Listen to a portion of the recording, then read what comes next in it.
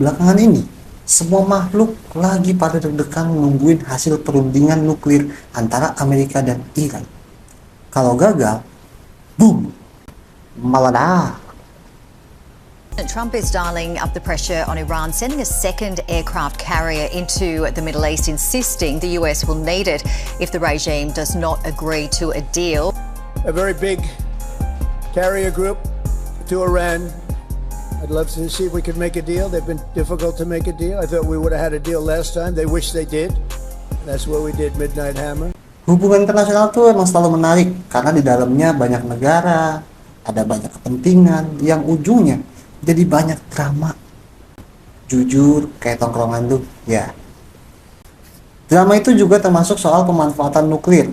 Sebenarnya dunia udah bikin yang namanya Non-Proliferation of Nuclear Weapons atau NPT tahun 1968, yang inti dari isinya PBB mencegah penyebaran senjata nuklir dan mendorong penggunaan nuklir untuk perdamaian kayak misalnya tenaga listrik, kesehatan, dan lain-lain. Nuklir ini hanya boleh untuk urusan perdamaian, gak boleh untuk senjata. Itu isi dalam NPT. Hello, I'm Adam Scheinman, Special Representative for Nuclear Nonproliferation at the State Department and head of the U.S. delegation to this year's Nonproliferation Treaty, or NPT, Review Conference. The NPT is central to the President's nuclear agenda and to global efforts to achieve the peace and security of a world without nuclear weapons. Tapi kenapa bahasanya di situ menyebarkan?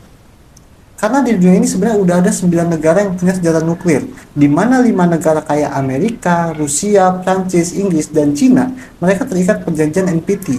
Dan 4 negara lainnya seperti India, Pakistan, Korea, dan Israel, mereka nggak terikat perjanjian NPT.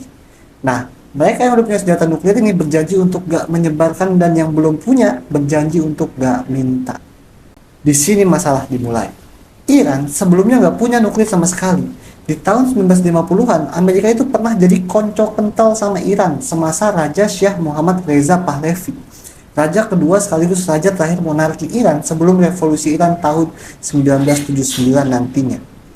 Nah, semasa Raja Shah Muhammad Reza Pahlavi ini, Amerika mendukung program nuklir Iran secara penuh, tapi untuk tujuan damai sesuai dengan perjanjian NPT.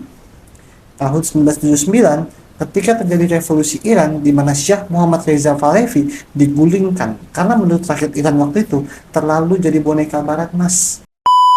Dan akhirnya tahun 1979 monarki Iran runtuh berubah menjadi Republik Islam Iran. Dengan berakhirnya monarki Iran ke kepemimpinan Shah Reza Pahlavi, perjanjian kerjasama nuklir antara Amerika dan Iran pun ikut berakhir.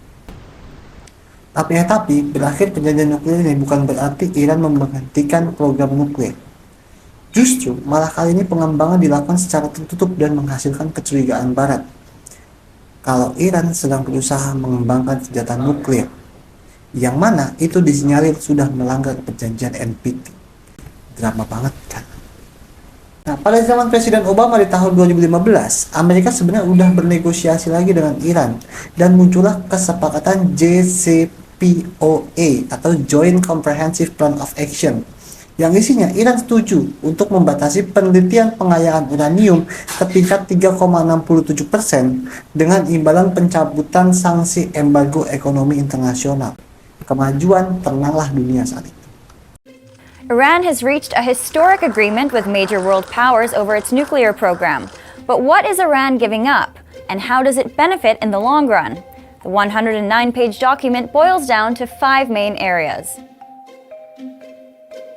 3 tahun kemudian, di tahun 2018, setelah Trump jadi presiden di periode pertama, Amerika secara sepihak keluar dari perjanjian itu tadi, JCPOA.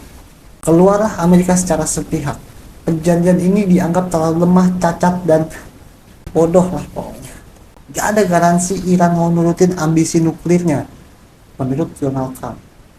Setelah Trump selesai masa jabatannya di era Joe Biden, sempat ada keinginan untuk memulihkan perjanjian JCPOA, namun gagal. Sampai Biden sendiri menganggap bahwa JCPOA sudah tamat atau endgame.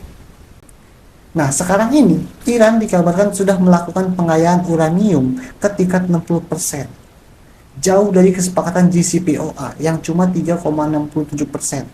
atau tingkat keperluan untuk listrik dan medis yang kira-kira 20%. Dan justru 60% ini yang sudah dilakukan mendekati keperluan senjata di tingkat 90%. Jadi bayangin 30% lagi jadi itu senjata. Kalau Iran sih ngeklaimnya kebutuhan 60% ini untuk rakyatnya di masa yang akan datang. Tapi Donald Trump kayaknya nggak pernah percaya ke Iran. Bahkan Donald Trump selalu ngomong di mana-mana, Iran nggak boleh punya nuklir. Tapi pakai bahasa Inggris ngomongnya. Don nuklir lah. Nah, Donald Trump ini pakai pendekatan yang ekstrim nih untuk membuka negosiasi kembali dengan Iran di Februari 2026 ini. Orang lain mah, kemarin perayaan Valentine dia doang nih, Donald Trump doang yang nodong kapal induk. Amerika Serikat dilaporkan mulai mengerahkan kapal induk terbesar USS Gerald R. Ford dari Laut Karibia ke Timur Tengah. Pergerakan USS Gerald R. Ford itu pertama kali dilaporkan oleh The New York Times seiring meningkatnya tekanan AS kepada Iran untuk mencapai kesepakatan terkait program nuklirnya. Negosiasi pertama udah terjadi di Oman kemarin, tapi nggak ada kesepakatan apapun. Justru kedua pihak malah berselisih tentang perluasan agenda. Nah, pembahasan di tanggal 17 Februari ini, mereka kembali bernegosiasi untuk putaran kedua di Jenewa, Swiss. Dan kedua pihak ini kayaknya udah siap-siap kalau seandainya kesepakatan nggak tercapai, nggak menutup kemungkinan akan ada eskalasi militer, dan keduanya udah saling latihan tempur gede-gedean. Emang ngeri kalau lu punya uang, lu punya kuasa. Nah, ya jadi emang perjalanan cerita nuklir Iran dan Amerika ini panjang dan kompleks. Keduanya saling curiga, gak percaya, dan sulit lah pokoknya. Tapi menurut lu, perlu gak sih tiap negara itu punya ngembangin senjata nuklir? Kita diskusi sama-sama.